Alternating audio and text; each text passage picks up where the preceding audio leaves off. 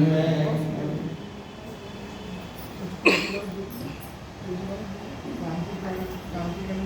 उपस्थित सभी शोकाकुल आत्मीयजन, पूजनीय वंदनीय मातृशक्ति, संपूर्ण शोकाकुल परिवार, आज यहाँ पर हम इस आर्य समाज प्रांगण में आर्य समाज के वरिष्ठ पुरोहित पंडित रघुनंदन जी आर्य, जिनसे मैंने स्वयं ने और हमारे साथ में जितने भी हमारे पंडित देशचंद्र जी, बनवाई आदि गोस्वामी इत्यादि, इन सभी ने जितना नित्य कर्म इत्यादि यज्ञ इत्यादि का कार्य सीखा, वो सब उन्हीं की प्रेरणा रही, हमने उन्हीं से सीखा। तो परंतु संसार में कोई चीज स्थिर नहीं है।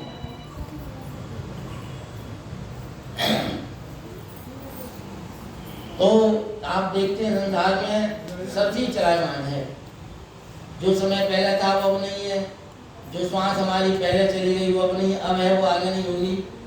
सूर्य चल रहा है, पृथ्वी चल रही है, पृथ्वी के चारों ओर चंद्रमा चल रहा है, मौसम का परिवर्तन हो रहा है। सारे संसार में, पूरे संसार में आप देखो, पूरा संसार परिवर्तनशील है।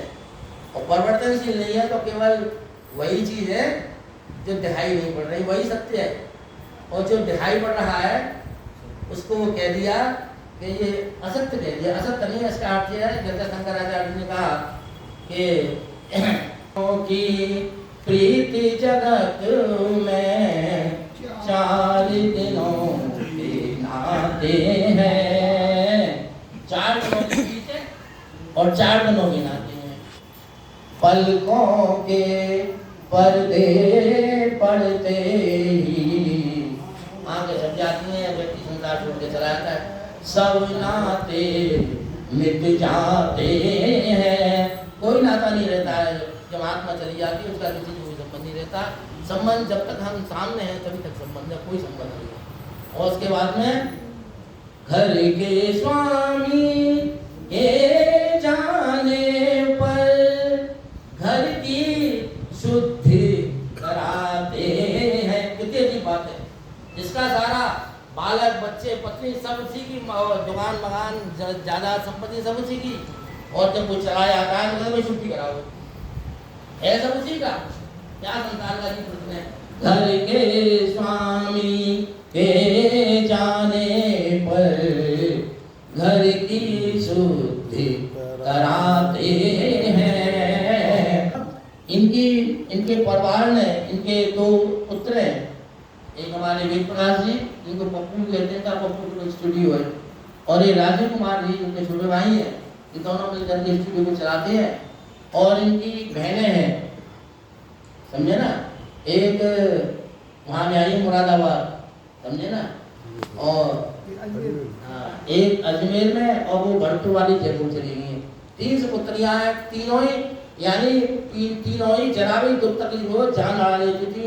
और पंडित जी की तारीफ कितना करो तुम्हें, इतनी क्या अपना आराम कर, यानी अपनी परमात्मा को समर्पित हो जाता है। हे प्रभु, तेरी गोद में ही आनंद है, संसार में कोई परमानंद है, इसीलिए कैसे छोड़ दे कि हमको आनंद शांति प्राप्त हो सकती है।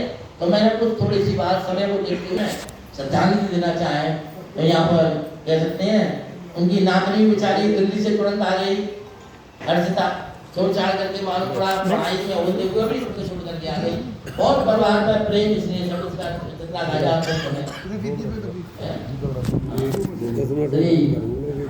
दीपक रेड्डी जी, बहनों की बात काट रही है।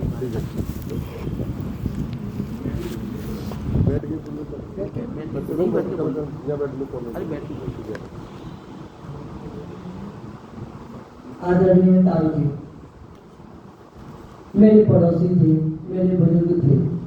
और जब मैं उस समय एमए में था, ये 93 की बात है, और मैं अपने रसोई में जब चाय बनाना होता, आज सुबह पौने 4 बजे तक, बहुत से पहले तो ताऊ जी की आवाज़ आती रहती थी। वो समय शायद वो भी स्नान ध्यान कर रहे होते थे।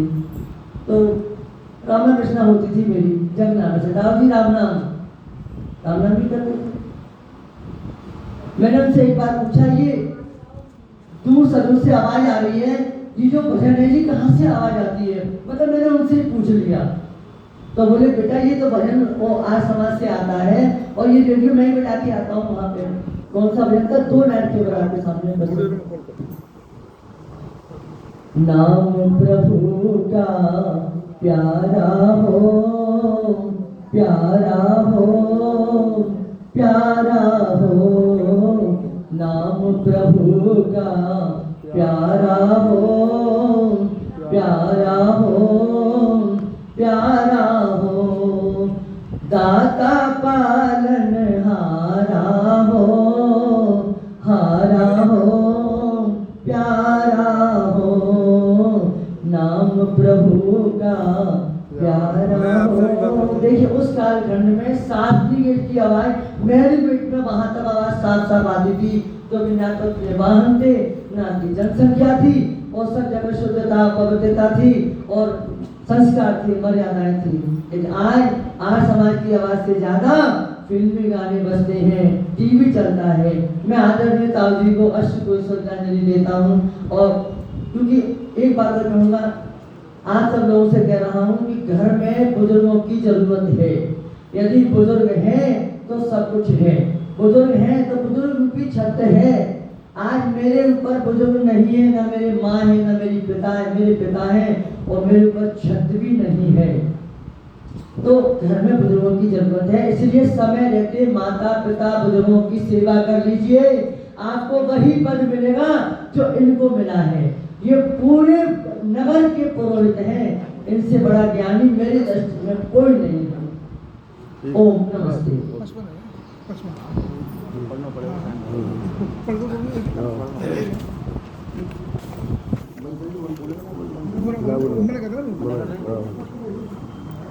बंदर जी का दिल भर आया, हिंदी बोलने में पढ़ते हैं, आवाज भी